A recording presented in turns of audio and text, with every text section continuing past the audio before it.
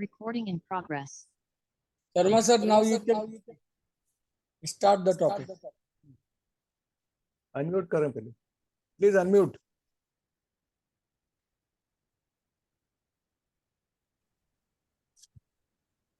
Is it okay?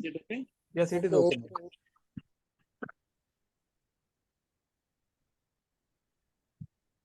Today's topic is a very difficult question to tackle. The question is, what change are we expecting? If our expectation of change is coming from the known, then the change that we are expecting will be a movement in the known.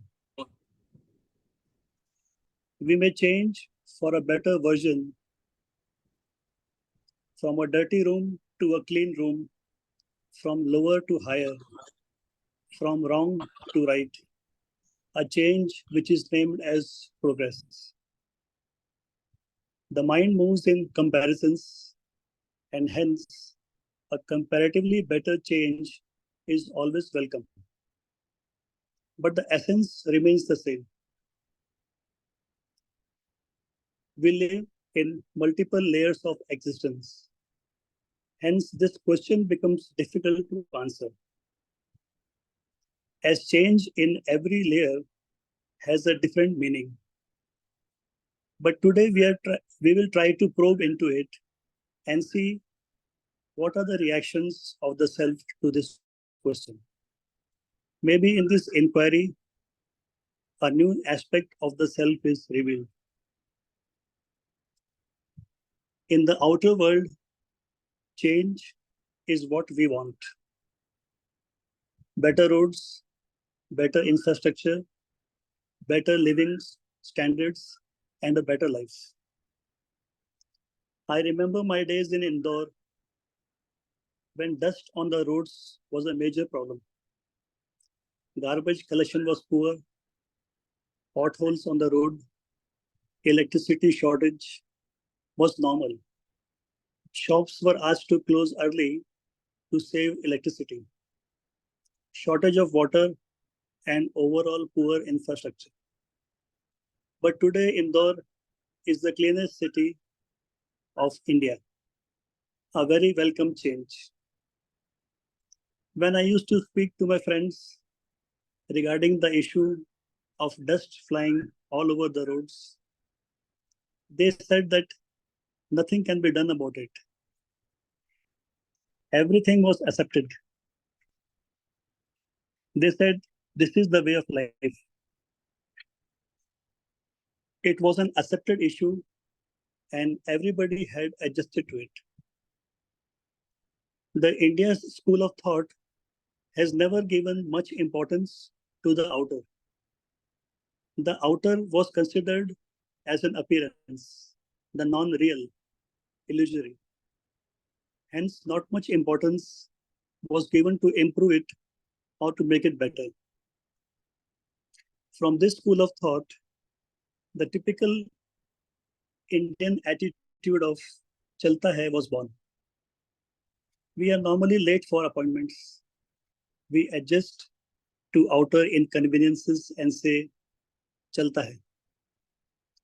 The problem comes when we go to some other country where chalta hai does not work. Because of our adjusting nature, we appreciate the professionalism and start behaving like them. But the moment we return to our country, we are at ease and back to our old habits of chalta hai. Other countries have gone to the other extreme of a perfect outer and a bankrupt inner. Detachment to the outer was the living inner principle. The ruling class took advantage of this sentiment and never got punished for not providing or maintaining the outer. Garbage on the streets, which was filled with potholes, laxity in providing basic amenities to the masses, did not invoke a strong reaction.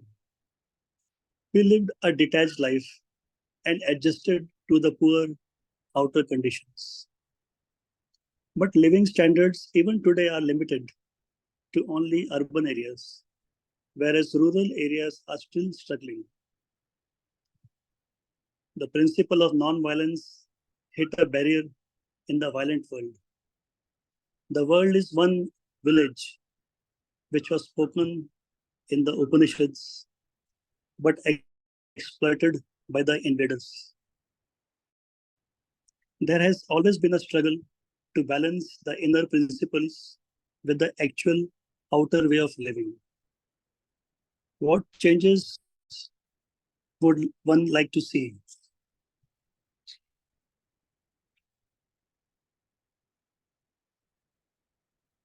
Can the balance of the outer and the inner be ever achieved? Or it is an impossible dream? Have we misunderstood the practical implications of the inner principles and developed an imbalanced society, which is high on the theory of good, moral, ethical values, but which starts breaking apart as soon as it hits the rough road of practical living?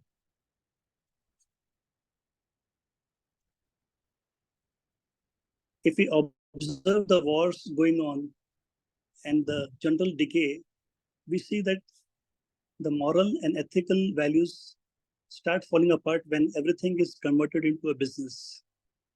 If it's a business and one is manufacturing liquor, tobacco, cigarettes, drugs, when it is converted to a business, the ethical and moral values have no place. Then it is only whether it is a profit or loss. What happens if war becomes a business? Are we looking only at the profit of it, the profit of the politician?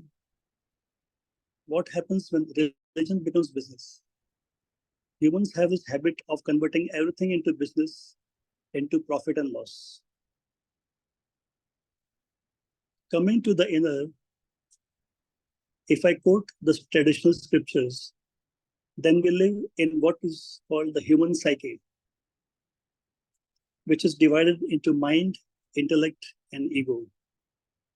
Hence, if we have to see the total dimension of our daily living, then it can be summed up in the outer created by the five elements and the inner mind, intellect, and ego. So in these 8 elements is the reality in which we live.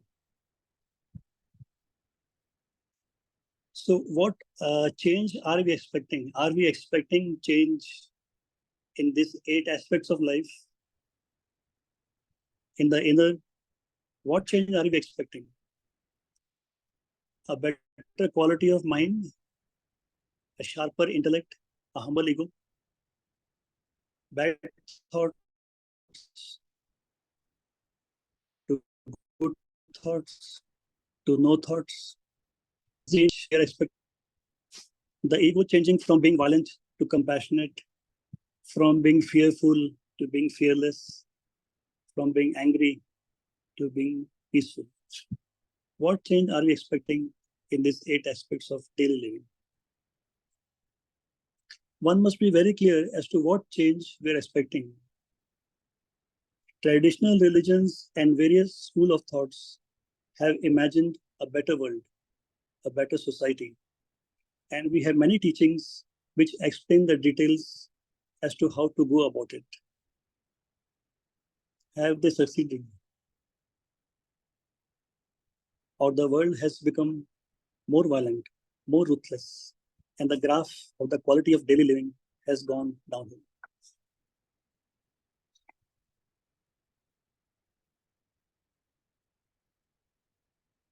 One thing which can be seen is that any change in the 8 aspects of our daily living has not brought about any fundamental change.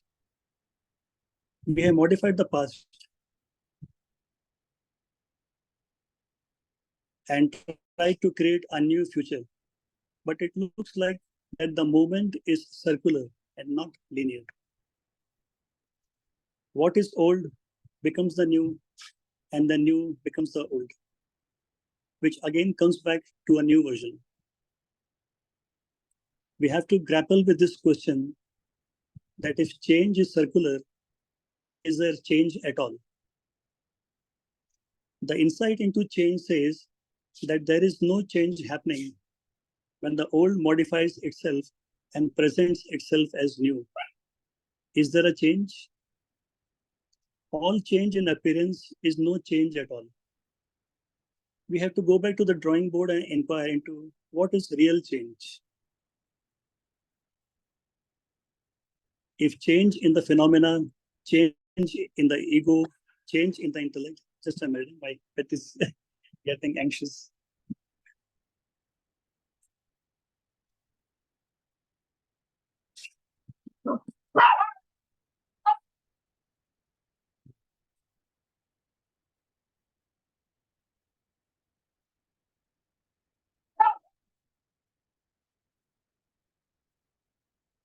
Okay, I'm back.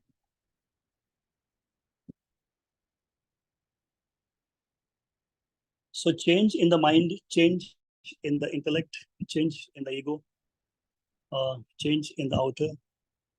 If it is circular, it is no change at all. There is an incident in which the terrorists had captured villagers and held them as hostages in a forest. The rescue team was dropped from the helicopters. As soon as they landed in the forest, every member of the team got into action and started preparing for the attack. All of them were very busy in getting their equipment ready until one of them shouted that the mission is cancelled. Surprise as to what had happened, why is the mission being cancelled? Because they were very eager to attack. When they asked him the question, he said that the helicopters had dropped them in the wrong forest. We are so busy in our forest trying to change it that we are not able to see that all our effort to change is being made in the wrong forest. All our endeavors, our fulfillment, our planning and action are happening in a wrong forest. In this forest, all change is no change. Now that we have hit a roadblock, it is here where K's teachings help us out. When K says choiceless awareness and effortless awareness, he has moved us away from the forest of the self, which is always making effort, always choosing, and getting caught in the network of cause and effect. When K says no path, he has moved us away from all the paths caught in endless time. When K talks of intelligence, he has negated all superficial aspects of intelligence, which were based on knowledge, information, and experience, and shared his insight into true intelligence, which operates without any bias or conditioning. When K says no guru, he is pointing at the true guru, the self, from which we can learn. When K says observe without the observer, he has opened a totally new way of observing, which makes us capable to see a new dimension which we have never seen before. It is this change of dimension which K points out. The change of forest and not change in the forest. In this dimension is the possibility of seeing the truth as it is. It is this action of this truth which will bring a fundamental change, a change which is not a product of thought. So with this, my presentation comes to an end. I had proposed this question and tried to inquire into it, but I'm also eager to listen to my group friends as to what change are they expecting. Yeah, over to you, Sushil ji. Thank you, sir. A good speech by you. Harshad Parekh, sir, would you please like to say something? Harshad Parekh, sir.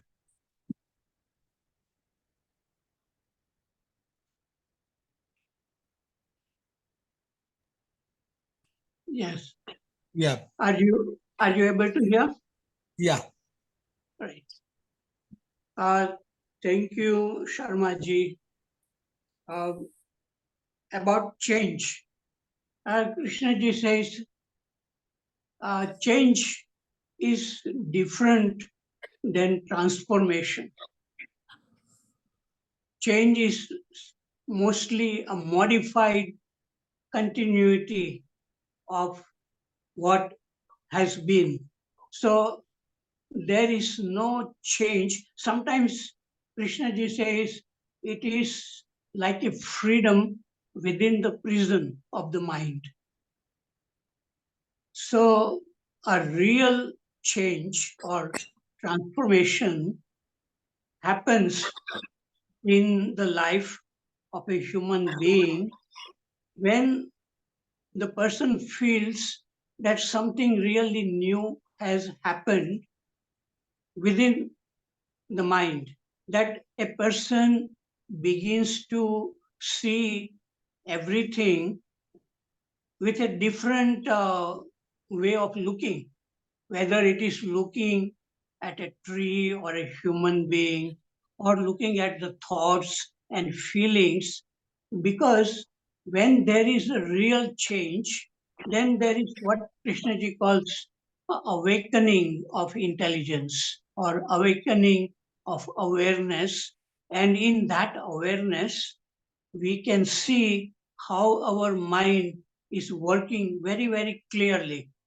We can be in touch with what is going on, whether even if an anger is arising, can see that anger is arising, and that seeing is the action which solves the problem of anger or fear or jealousy and all the many conflicts in relationship. So a real change is a kind of a transformation within our quality of our mind. So it is not being clever or intellectual, but a dimensional change. Because sometimes I say that we are living in the plane of thinking and feeling, and it is a two-dimensional plane. Only when a person is able to come out from this plane of thinking and feeling in the third dimension called awareness or intelligence, then thoughts and feelings are seen clearly as they are without any analysis, without any trying to change what is observed. And that awareness is or intelligence is the most important thing in our life. And without that, we can continue reading Krishnamurti or Bhagavad Gita or other scriptures, Upanishads. But as long as that fundamental transformation has not happened, we will still remain with the conflict within ourselves and with the environment, with people around. So I consider that a real change is coming out from the prison of what we call the self or I or me. And then there is a real love and beauty are seen, are experienced or felt, in which there is no one who says, I love or everything is beautiful, but everything is seen non-verbally and very, very clearly.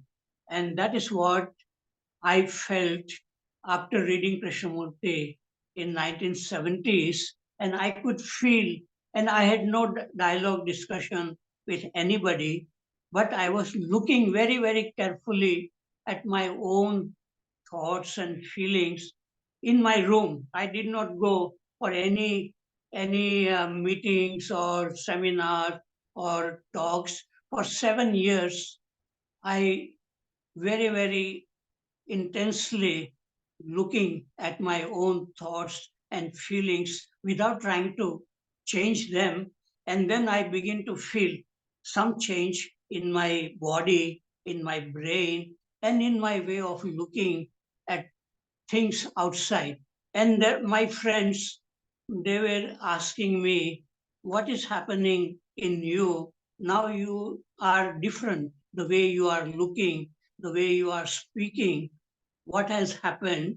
So I said, I don't know, but read this Krishnamurti book because he talks about how to look at our own mind and not collecting ideas, information, concepts about Krishnamurti or about any other philosophy, but looking clearly at our own mind.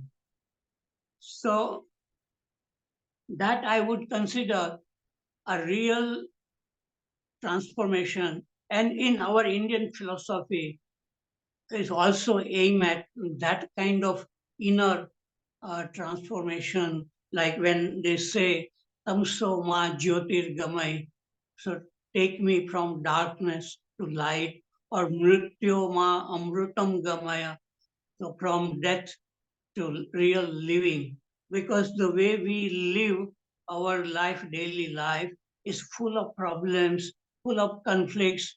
It is like a death only. It's not a living, not being alive, not able to look at the beauty of the sunset or sunrise or the moon or the stars. So only when something new happens within us, we begin to see flowers, children, clouds, everything with a different eyes. It's not looking with the physical eyes, but what they call divya drashti, a divine way. That means in that there is no observer, and there is a just fresh looking. What Krishnaji would say, observer is the observed when the mind really stops and just looks, and not even saying it is a beautiful or ugly, but seeing things as they are.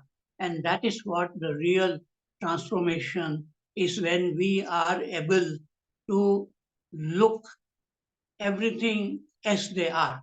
Not only the outside things like a flower or a cloud, but also our own thoughts and feelings. Generally, we don't want to look inward. We gather a lot of information, knowledge, but that doesn't help. Only when we come in direct touch with our own self, moment by moment, what is happening within us. And one doesn't have to become very fanatic about it. One can work in the daily life what we have to do, as I was doing research in electrical engineering. And um, so I did not neglect my daily life activities, but whenever I found some time, I would sit alone in my office and very curiously look at my own thoughts. And sometimes, and the first time when I found that there was nothing coming and it was a different state, and then I felt that there is a different way of looking, listening, living. And that was the beginning point of living, a different way of living. So if I have to divide my life into two parts. So I will say the first part is before coming into contact with Krishnamurti teachings, and after coming into contact with Krishnamurti teachings, so that how we read Krishnamurti is very, very important. And sometimes Krishnamurti says, freedom is at the beginning. How do you read? How do you listen? How do you look? So there is something in what Krishnaji is saying, that if you are trying to understand something, it's not an understanding. When you are not trying to understand, but looking clearly at whatever you are looking, in that there is a real beauty, I would say. And so I have said enough thing right now. We will listen to other people. Thank you. Thank you very much, Harshad sir. Prasad sir, do you want to say something on it?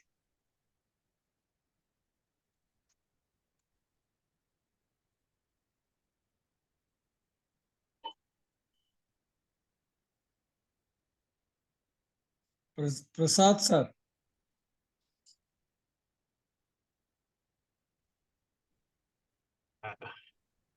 Nobody miss an opportunity, sir, to say something.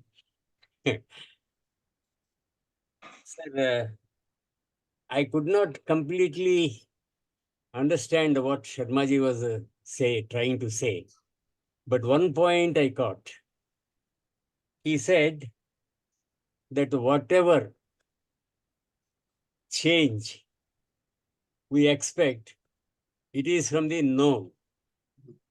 It is only a reflection of the known or a modification of the known. So a real change is from the unknown. When we anticipate a change and we know that we are changing, possibly that is not a real change. The real change is from the unknown. It comes without your knowledge. So I really don't know what change will come and how I can contribute for that change. I really don't know that.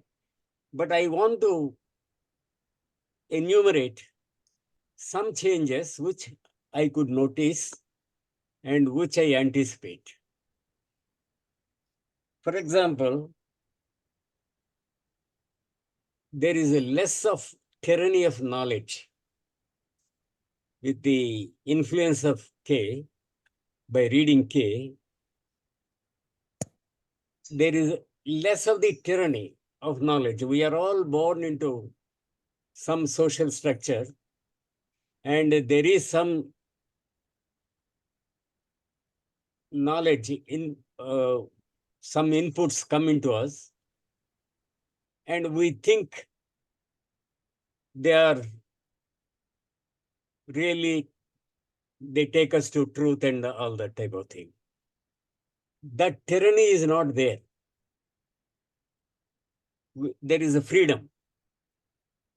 That is what Harshadji has referred to K's comment.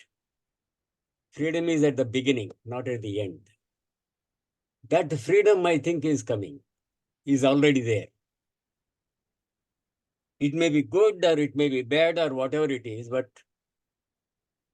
that fact is there. That so far as I am concerned, I am not susceptible to that tyranny. I call it a tyranny. I think it is tyranny. That is not there. Then there are so many things like, but we realize the place of knowledge at the same time. In our daily life, you need knowledge. We know that knowledge. So we know where knowledge is useful and where knowledge is just an influence of the background. You have inherited that type of knowledge, which is of no use. And Krishnaji has also spoken of loneliness, that we are all suffering from that type of loneliness. So you do not, you crave for so many things, entertainment, even religious entertainment, cinemas, everything, drinks, drugs, all these things. Thanks to Krishnaji's, thanks to the enlightenment given by Krishnaji, enlightenment may be a very big word. Thanks to the path shown by him, no, I am not susceptible to all these things. I really don't require that social contacts and the chattering of the brain, freedom from that. Otherwise, the brain is always chattering. The chattering doesn't give you freedom to look at a cloud or a tree or whatever. So, at the same time, similarly, that notion of living with death. He said, love, life, love and love, death and love. Life, death and love. That feeling, I think, one develops. Otherwise, there is a lot of attachment, such as strong bonds, to life. And attachments. And this attachment leads to self-centered activity also. Because you want to earn enough wealth for your second generation, third generation, like that. So you lose your life in these attachments. So like that, sir, so many changes are there, which we can see. But as Sharmaji has said, they are all from the known, maybe from the known. And what are anticipated is not a real change, maybe a change. And actually, I want to point out another small thing. Because of Krishnaji and this observation, the subconscious gets an outlet. It comes out in your dreams and things like that. Your subconscious gets exposed. That is also because of the observation and your freedom from traditional knowledge, because you are focusing on yourself, there is a scope for subconscious to get exposed. So like this, sir, there are so many aspects of the matter. I don't want to take much more time, but basically what I have said, all these things, anybody who has been exposed to Krishnaji for some time, for some years, he gets all these things, but then they're all from the known, they are not from the unknown. So for something to come from the unknown, we have to leave it to time or God or whatever. Thank you, sir. Thank you. Jain Sahib, I am finished.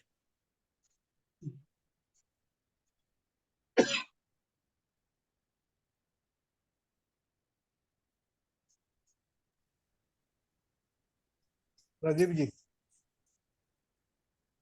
Pradeep ji, you can start. Yes. I'm audible. Yes. Okay, thank you. Good evening, friends. Very interesting. And Sharma ji has already told it's a difficult topic. We are trying to mix two things. Beautifully, we are trying to mix two things, what is and what should be. Beautifully. Because when we say what change we are expecting, the moment we say expecting, the self is already there, the center is already there. Who expects some sort of thing, and usually an ideal one? Whereas Harshad ji was telling about seeing things as they are without an observer. So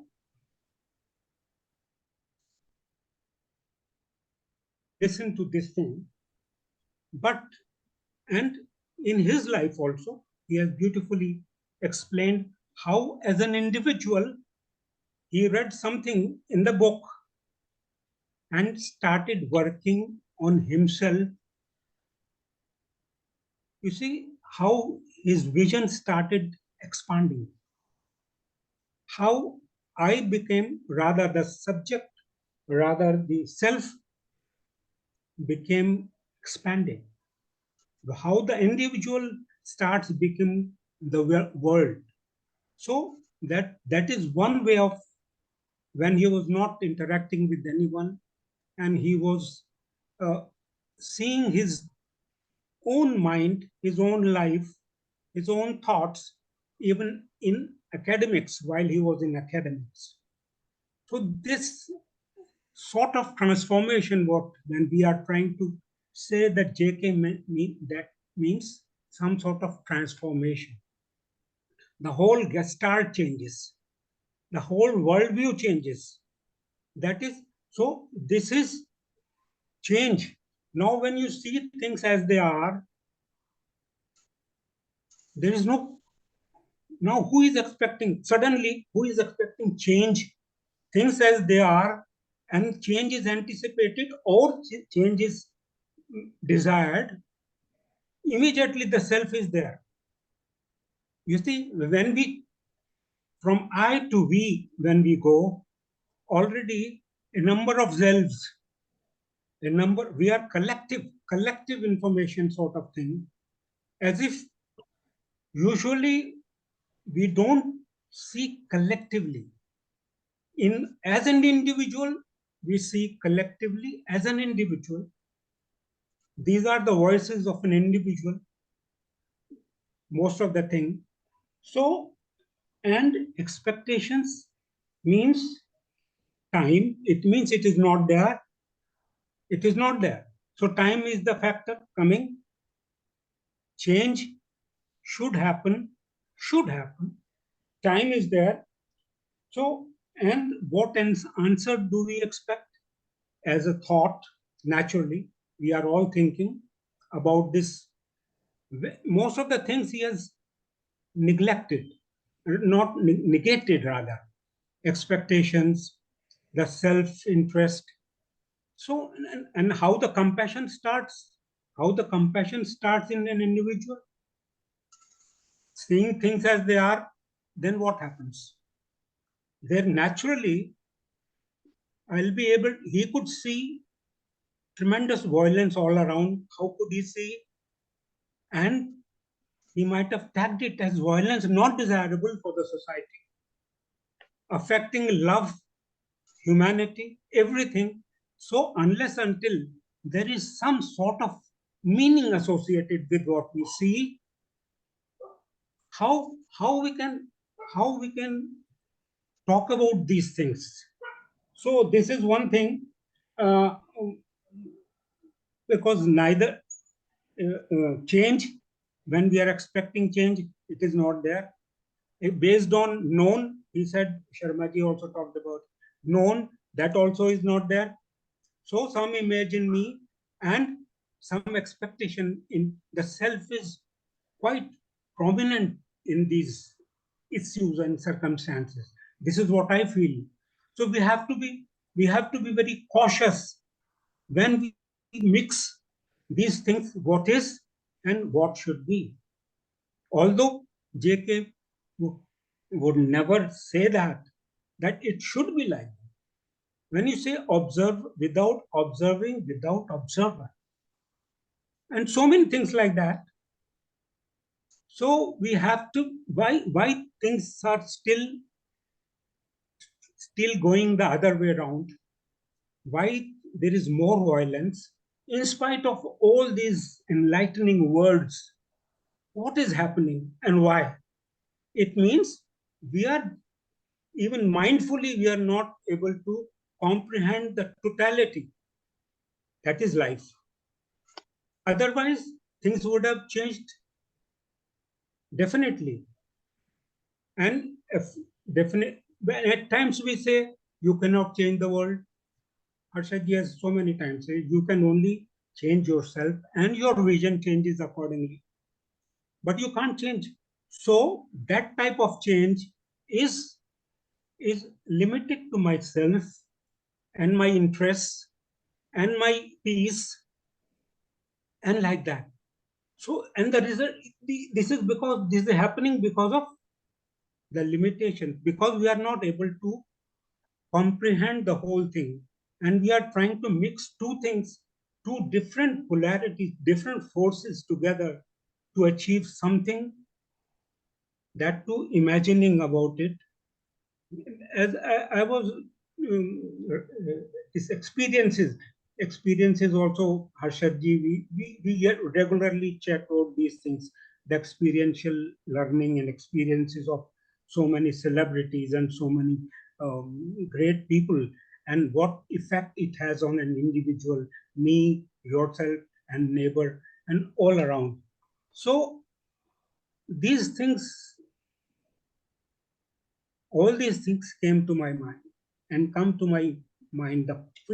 Frequently I see the things. You see, when we start with expectations and desires and this and that and infrastructure and so many Viksit Bharat and all that is all related to Swachhita. Definitely these things, Shuchita is very important. Everybody knows that. But government level, governments have their own policies based on their own interests, partly only. So we exactly this, what we are expecting, expectation, some sort of future, some sort of thing, and like that. This is my dilemma, you can say, or ignorance, you can say. But these are the issues that come up with these topics. Thank you very much, friends. Right now, I can only say this much. Till something comes and clicks to me, I'll be happy to interact with people. Harshad Parekh sir. Harshad Parekh sir. Okay. Yeah. Are you able to? Yeah. Okay. We are able to listen. I think the beauty of Krishnamurti's teachings is that I'm hearing the echo. Yes. Okay. Okay. Okay. Now, the beauty of what Krishnamurti says is that when you are, suppose you are angry and you want to be free from anger, then that anger is not different than you, the entity which is trying to change anger. So this has to be seen not intellectually, but to be seen beyond thinking and feeling. And when that is the insight, when that insight comes, then we no longer fight with the problem which we have, like anger or jealousy or loneliness. All this, when we try to fight with the problem, it leads to waste of energy and conflict. But to see that the entity which wants to be free from anger is not different from anger. And when it is seen not through thinking, then it really begins to change our life, transform our life. I like to give an example of Nelson Mandela. He was in South Africa prison for many, many years. I think you must be knowing when he came out from the prison after many years, and he said to himself that if I still carry the bitterness of the past, the hurt of the past, then I am still in the prison. So that was a real great insight on the part of Mandela, that as long as we have this feeling of I, me, my problem, we are still in the prison of thinking, the thinking mind. So the real transformation is coming out from what we call the thinking mind into choiceless, effortless awareness. So that is one thing. And another thing, what I want to say is that Krishnaji says that knowledge is a block in seeing things as they are. In a way, it is true that if we are full of knowledge, we cannot see a tree or a human being in a fresh way. But that doesn't mean that knowledge is a block. If a person is free, then he can acquire as much knowledge as he can by reading other people, and still that knowledge will not be a block, because the freedom is independent of having knowledge or no knowledge. So freedom is the freedom from the self, that thing, what we call I or me or self. And when that freedom is there, one can have imagination, it will not create any problem. So imagination is a kind of becomes a kind of a creativity in the presence of awareness. But without awareness or intelligence, imagination can lead you to many illusions and many, many problems, many conflicts in life. So there is nothing is blocking uh, when there is a real freedom, when there is a real seeing things as they are. One can see that what you are imagining is just an imagination, and one can write about it. One can write poems. One can do whatever one wants to do with the knowledge, and knowledge will not become a problem in the presence of awareness. Without awareness or intelligence, yes, we can go round and round in the prison of knowledge. Okay, I have finished. Thank you.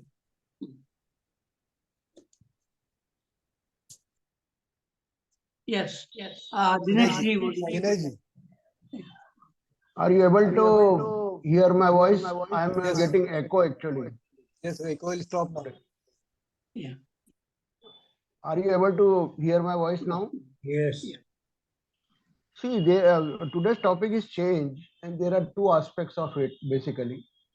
One aspect is, as Pradeep ji said, one is our routine life aspect, where we want to have a change, some better job, some better conditions, outer conditions, and all that. Another thing is we want a deeper change. Why we want a deeper change? Because although the outer conditions may be good or comfortable, but still there will be some problems inside, like fear, greed, and all that. As Harshad Parekh sir said, there are so many issues which are the inside problems. Interestingly, this problem has to be seen by an individual. Actually, what change he wants from his life. So he has to first tackle, as a first step, he has to tackle his individuality. what his individuality asks from him. Is individuality asking him to change his or change his fear or greed or anything, whatever problems he is facing, and the intensity is high, so he want to have the less intensity of it. So first he has to tackle all that. But the problem in this is it is a fragmented way of thinking. Thought is always fragmented, and whatever he will try to do, that will not be much effective. To some extent it will be effective, but beyond the limit there will be always problems. So what JK said in this is very right in saying that we have to think holistically. Unless we understand that all these problems are fragmented, or a fragmented way of thinking. So what is this fragmented way of thinking? So he has to go beyond beyond this means he has to understand the duality. These are all duality problems, and these are, as Jain Sahab said, this is the issue of basically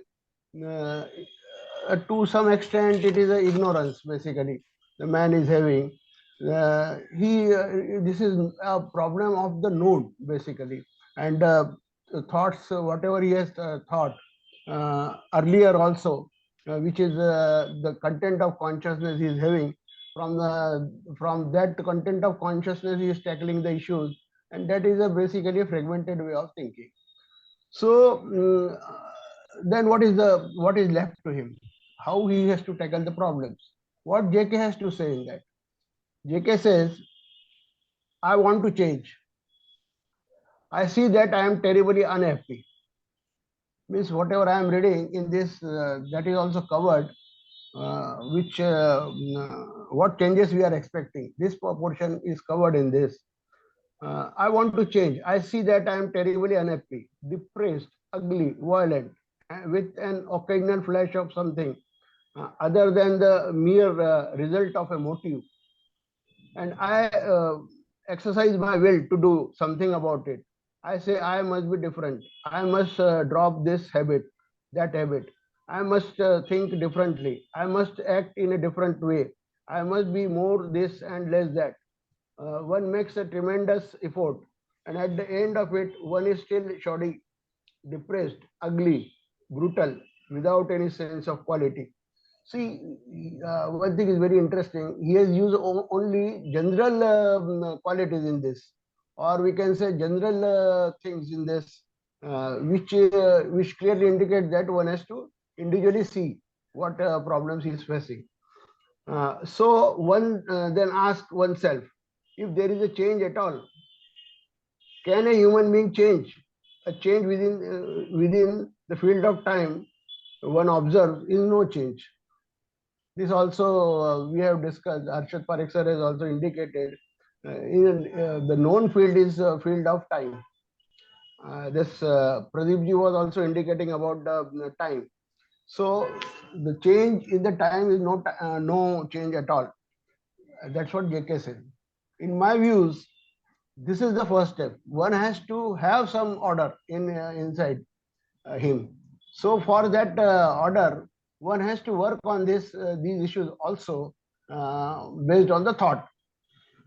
And then when the thought reaches its limits, he has to go for the deeper things. That is what my feel is. What JK says further, I want to be peaceful. I want to be quiet, inwardly silent, aware, intelligent, vital. These are the important changes which a common human being is asking for. I want to have a sense of beauty, and I strive after it all. This striving becomes an effort, and I am never actually what I am. I want to be. I'm always just groping after it. So at the end of a few years or a few months or a few days, one gives it up and goes back to the old pattern. One is depressed, becomes cynical, gets irritable, takes to drink or to church or whatever it is that one does, or one goes to an analyst and explores the unconscious, taking months or years if one has the money. We carry on that way endlessly without a terrible sense of with a terrible sense of fear, anxiety, and dread until we die in despair.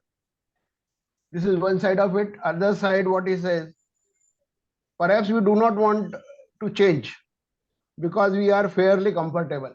We have a government job and government that looks after me, a welfare state, an assured job, old age pensions, and all the rest of it. So perhaps there is no motive to change. And when there is a motive to change, it is change within the field of the known. So this is the other side of it. Now we have to see. First, he has to think if he really wants a deeper change, then he has to go for the understanding or the structure of the duality.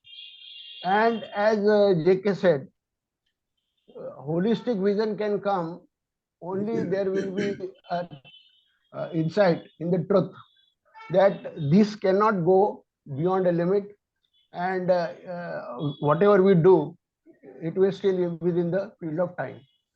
So there is only one solution, as others have also pointed out, that there is another dimension which one has to touch to have the change.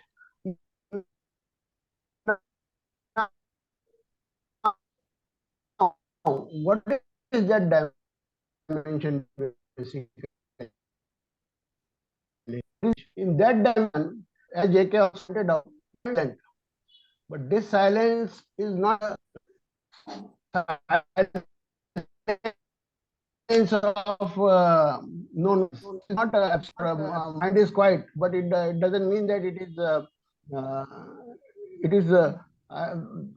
is going to the other polarity of this of our. So that one has to see the which is observing both the things, or which is experiencing, rather we should say. Here one should also see that whatever changes we are talking, all changes means what? You are experiencing something and then you say that this experience I don't want and I want a better experience, or I want a better pleasure. Pain I want to avoid. So whatever experience you are going after comes under this change. So there is a dimension in which there is no experience at all, but still the creation takes place from that. In that there is no movement in any direction whatsoever. The silence means there is no movement of mind in any particular direction whatsoever. At least there is no experience of that. There is no experience to the eye that it is moving in a particular direction. That happens within no time, or rather I should say the time is absent in that. It directly happens. So I could not experience the processing of it or emerging of it. So that is very interesting. So that dimension you can touch only when there is some inner order. So you have to tackle individuality, you have to tackle the thought, and then you have to have some inner order, then self-knowing, as JK pointed out. And after this self-knowing, when there is some there is a base ready for that, then probably that something which is beyond or timeless may come to you, or may dawn of it takes place, and then we can go ahead. Thank you.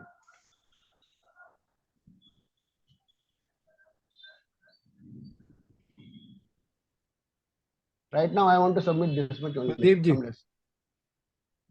ji, you continue. There may be other speakers also waiting. Pradeep ji, you have raised your hand.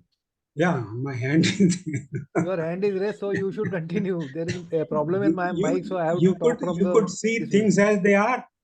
Yes, I am able to see, and I have only one comment to say that Interesting. what you are saying, that one should One see what short is actually comment there. about You please I continue. have been listening Harshad ji very intently and very with lot of care what he says, because he has such a rich experience with Krishnamurti Foundation, places, schools, a number of things, and he himself with JKN, how he started, and a long history.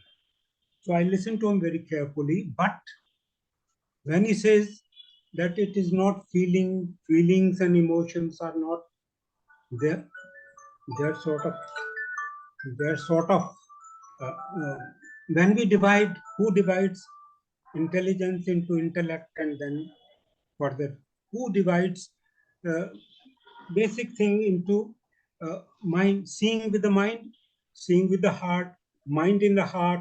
So many things have been used. Invariably, your mind should be in your heart.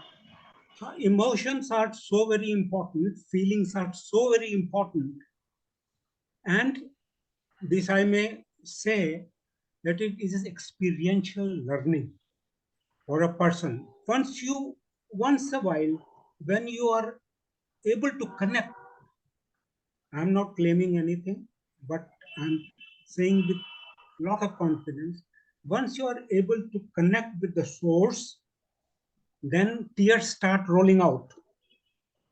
This has not happened with one or two or n number of people. They start. And even if you see latest psychology or depth psychology, this thing and that, emotional intelligence has been, there is something like emotional intelligence. So I can see again and again that we are dividing things and making it difficult for others to realize, keeping them in different. When we say it is in a different dimension than life, then again intellect starts working, life after life, then life, death after life. All these things start emerging because we are used to fragmenting issues related to life. I strongly feel it even now.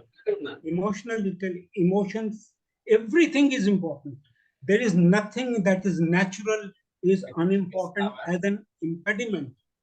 You see, the person who was intellectually more, rather you can say more towards intellectual, and slowly enters into the main flow that governs this world, that orders this universe. So there are not many things for me. Life includes all this. The moment we start negating something, then the resistance starts in you, and all those things. And regarding anger and greed, and usually you start with yourself uh, feeling this closely. So we have to see, are we dividing or they are divided? Life is a flow. Mihaly, if you see psychologists, Vedanta Mihaly, you will see that it's a flow, natural forces, flow of natural forces, including human so-called center and all that, and uh, conscious living, mindful living. So you may give n number of terms for that, but the main thing is that life is one, and it has to be understood as it is. And I'm a participant. I'm a very much included in that. I am also life. I am a part of nature, very important part. Very important. When I say it, ego comes in, huh? So this one has to see that where we are introducing certain things which are not, and intellect picks it up fast and starts talking about in discussions, quoting this one or that one, Ramana, this thing, that thing, so many celebrities, they start quoting them. But the life in me, around me, remains the same, changing moment to moment. I can hardly say anything about what happens the next second. So we have to be that attentive. That's all what is important. To be in the present, attentive, attention, mindful. This is what I feel. Thank you very much. Harshad Bhai, if he has to Yeah, say something, yeah. yes, If I say welcome, sir. something, Welcome. yeah. I like to say that yes, thoughts come, feelings come, but we don't get carried away when there is this awareness which is in the background, or intelligence which can see all these thoughts and feelings coming and going like a clouds coming in the sky. So they don't disturb us so much. But without this awareness or freedom or intelligence, these feelings, if there are tremendous feelings coming through attachment, it could lead to many destructive actions. Like some people commit suicide, some people commit murder in the extreme cases. So thoughts and feelings are good, and not damaging us only when in the background there is this intelligence or freedom to see what they are, so we don't get carried away. And another thing what I like to say is that what we call this freedom from the self or I, it could be very frightening for most people, because it means when there is no sense of I or me, it's like there is nobody there, just looking, neither observer nor observed. And that sense of no me could be very frightening if there is not this intelligence in the background. And so that is why I described this, what I read, that when Ramakrishna touched Vivekanand, and Vivekanand went through this sense of freedom, a sense of no I, but he got frightened, and he said to Ramakrishna, "What are you doing to me? I have father, mother, family to look after." And then Ramakrishna brought him back to the normal way of thinking and feeling.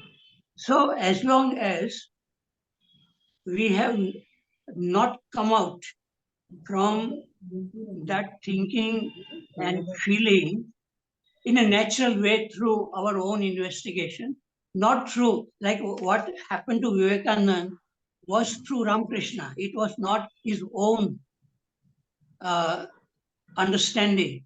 And that's why he got frightened. And most people are afraid of freedom, because it means that there is no this ego there, and that it is like a psychological death. And so even Raman Maharshi had that fear when he saw himself dying. There was that. So only when one has learned from one's own looking inward and have been able to see thoughts and feelings as they are, then thoughts and feelings, they are not creating any problem. But without that intelligence, one can get carried away by all these thoughts and feelings. And that is what is happening in the world. There is so much violence because there is no freedom to really look. So people are doing so many damaging things to themselves and to the society, because they don't have really seen that there is a different way of living in which you don't destroy uh, anything, not even your own mind and body. So uh, this is very rare, I think, this kind of freedom, when one can really see the arising of anger or fear, and that seeing at the moment it happens, which becomes an action. So that is what Krishnaji is talked about, that one has to really experiment in one's own life. Otherwise, it will just become a concept and knowledge, and then there is no possibility of freedom. So, a person who has gathered lots of knowledge and concepts by reading Krishnamurti may become uh, very difficult to be free, because you have to be free also from what Krishnamurti has said and able to see your own self in a direct way. And that happens to maybe not many people, very few people, I would say, because even in this world of Krishnamurti or spirituality, there is a lot of jealousy, ambition, a lot of conflicts. It goes on in the life of human beings, even though they may have spent many years reading books and trying to meditate and so on. Okay, I finished. Thank you. Dinesh ji. Dinesh ji, you want to say something? Are you able to hear my voice? Yes. One thing to me is very clear, and that we have to understand that whatever we are talking, suppose I see a tree without naming and terming, as suggested by the Krishnamurti. So that is just an initial stage which he is suggesting. That doesn't mean that all my thoughts and my the whatever registration in my mind has gone and it is there, but I am just negating it, or I am just not opting for it. Let us say not opting for it. For the sake of convenience, let us use this word. But that doesn't. It means that that thing has gone in the background, as Harshad Parekh sir has said. Similarly, there is an background which is allowing this to operate, that which is allowing you to see the tree without naming and terming, right? But what is the holistic vision?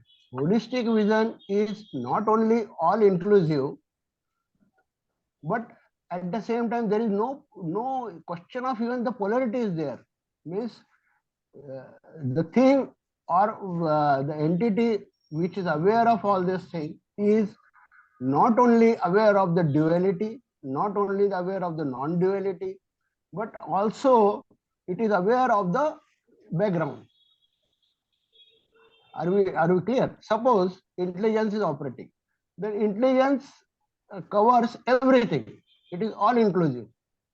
So when we say there is a timeless state, time is not there. Time is not there means what? First of all, earlier time was there. Earlier time was there means I was avoiding this and I was or negating it, and I was opting for the other thing. So time was coming means space is coming, also coming in there. So space itself is we can say that is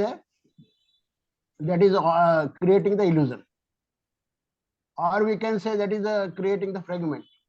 So fragment is also there, time is also there. But suppose if time is not there, then everything is present simultaneously. Even time with all its options is also present there, and time with no options or no option of time is also present there. So everything is existing simultaneously, and that is the ultimate. We can just right now I should say we can imagine, but that's a position that we have to understand. That suppose if time is involved, immediately one thing is there and another thing has gone into the background. When we say thought means thought is now prominent and other things have gone in the background. When I say I should have choiceless awareness also, choiceless awareness and thought has come in the forefront and other things have gone. So one has to really work and go for this and see, as soon as this ego gets diluted, then the things which happen, they are happening simultaneously in the same field. Then even the question of this dimension, that dimension, or the another dimension doesn't come at all. Everything is one dimension. So all these things one has to see. What I should say, in that case, there is a seeing only, which is has a altogether different meaning. So Pradeep ji was saying that we are doing this, we are framing this, and our mind is making this thing and that thing. So that question doesn't arise at all if that dimension comes to you. So I think I should submit this much only right now. Thank you. Sir, one last comment from you. Harshad sir. Yeah, yes. Last comment is that Krishnaji said the first step is the last step. And I consider the first step is when the first time a person is able to come out from thinking and feeling and seeing, thinking and feeling from that dimension of awareness. And then initially it may happen only momentarily, but then once you have tested the beauty of that moment where you are seeing, then you become more and more intensely watching, and then slowly it may become a kind of your nature. Effortless awareness can happen. Initially, it may not be effortless. One has to keep on observing oneself, and if there may be many problems also arising, fear, loneliness, jealousy, one has to observe all that, and then the final step would be when this looking non-verbally becomes your nature. That means you are not making any effort to be aware. And that is the last step. So that is what I consider, that there is a gap between the first step, when the first time something happens to you and you begin to see things clearly, but then that goes away. But when it becomes more and more frequent, and then finally it becomes your nature. That means you do nothing for this awareness. That awareness operates. It sees everything, thoughts, feelings, whatever comes. It doesn't get carried away by anything. Okay, thank you very much. I finished. Thank you, sir. Pradeep sir, do you want to say something?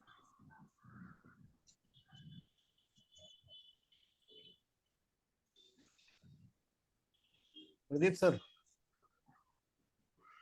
please unmute. Where is Sharma ji who started this? Sharma ji is not there, sir. So after starting he has left. So he has got some important assignment to drop somebody to railway station. So he is not there. Because we wanted to listen to him also after this whole drama. After some time we can discuss, or in the next meeting or some other time. If there is some timeless state, then it can be seen. And if question is arising, then time is coming. छेड़ के तराना चले गए. Yes, sir. शब्दों का जो जादू है वो अभी भी बरकरार है. No, sir. No. शब्दों का जादू नहीं. Question arise हुआ मतलब time आ गया. हाँ. Any question, anything is arising in the mind. Time तो हो गया वैसे. Time. Time हो गया. And now the time has come for me to say thank to everybody, and I will have to stop. Thank you everybody for participating. Thank you everybody. Good night. Good night, sir. Good night.